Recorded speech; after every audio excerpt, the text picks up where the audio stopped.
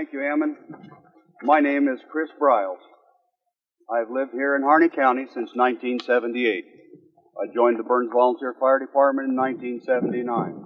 I took over as the fire chief and was over the ambulance for 24 years, well, until the ambulance moved to the hospital. I have been a servant of this community since the day I stepped on its soil. I want you to know that I haven't had a chance to prepare anything for you people. So there's nothing prepared here. It's coming from my heart. And my heart right now has been hurt. When Ammon had the meeting out at the fairgrounds, and a group of citizens from in this community said, maybe we need to have a committee of safety. Maybe we need to do some things that maybe can help with some of the problems that have been going on with the land grabbing and some of the things that are not constitutionally correct. They had a unanimous that they needed to form a committee of safety. Okay, they did that. I was the second person nominated to that position. And I thought, oh my God, what happened to me? I just showed up to find out what's going on in my backyard. That's the only thing I was wanting to do.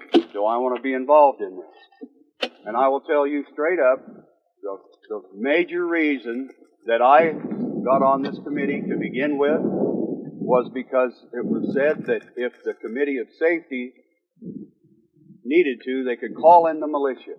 To me, at that point, it scared me.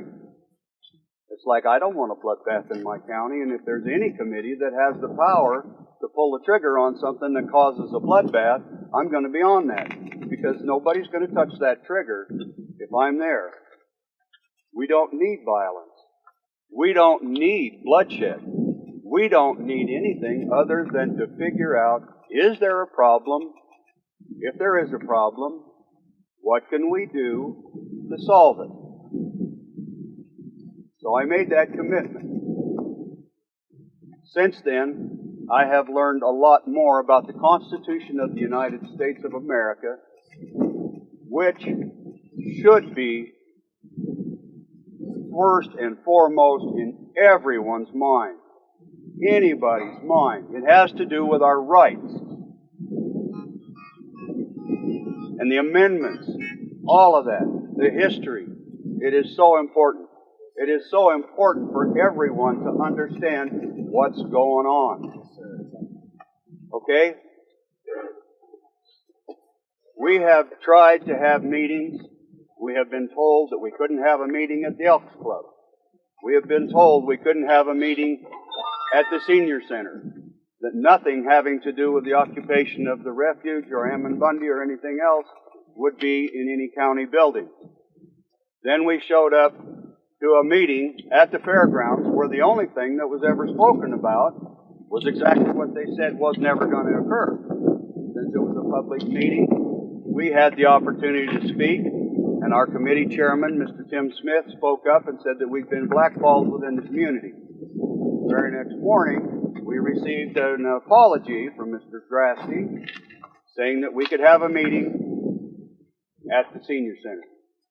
Okay? Fine. So we did that. People came, people spoke, people heard what was going on, people had a chance to voice their opinions and to be heard as their rights allow them. We've been trying to do anything and everything that we can do as the Committee of Safety to mitigate this situation, to de-escalate this situation. I want these people to be able to go home to their families. I want the law enforcement to go home to their families. I want to figure out what it is that we can do as citizens of the United States of America to retain our rights. Yes, sir. I guess that must be a bad thing. Okay. Because I was just informed just a few minutes ago by Steve Grasty that I'm an old man and I have nothing left, and I'm not dangerous, and that my perception is all wrong. I stand before you as a 63-year-old man, and I don't feel old right now. I got scars all over me, and I hurt all the time. Big deal. I am still a man, and I still stand strong. After Mr. Grasty told me that, notice I'm not saying Judge Grasty. That to me is a respectful thing. I say Steve Grasty told me my perception was wrong. I asked him for a piece of paper. I have been the county fire chief here since 1984. I have served, I have worked with the Bundys, with the Hammonds. I've worked with ranchers all over this community to help with fire prevention, to help with control burns, to do what I can to help my fellow man. I took a piece of paper and I wrote down the address, or not the address, I'm sorry. Folks, I'm a human. I need to remind myself that I'm human and I don't always say the right thing. But I took and I wrote down the date and I said, I, Chris Allen Briels, do hereby resign my position as the Harney County Fire Chief. Okay? Does that mean when you quit, who do you quit? That might say that I just quit this county. I did not just quit this county. But I will not work for a government or a person that I do not believe in and have faith in. Or, yes, sir. Yes, sir. I will not work for somebody that I don't trust. Hell no. I will stand before you and tell you the truth. Do not ever ask me a question if you don't want the answer. I've been told by Steve to distance myself from this committee of safety. I've been told that we don't know what we're doing. I've been told that my life is in danger. I've been told all kinds of things. I will not be told what to do. I have my own mind, and I will use my own mind, not somebody else's. And I feel that the people in this county, in this state, in this United States, have the right to free speech, and the right to assemble, and the right to figure out if there's a problem, what can be done about it. I have not quit this community. I have not quit this county.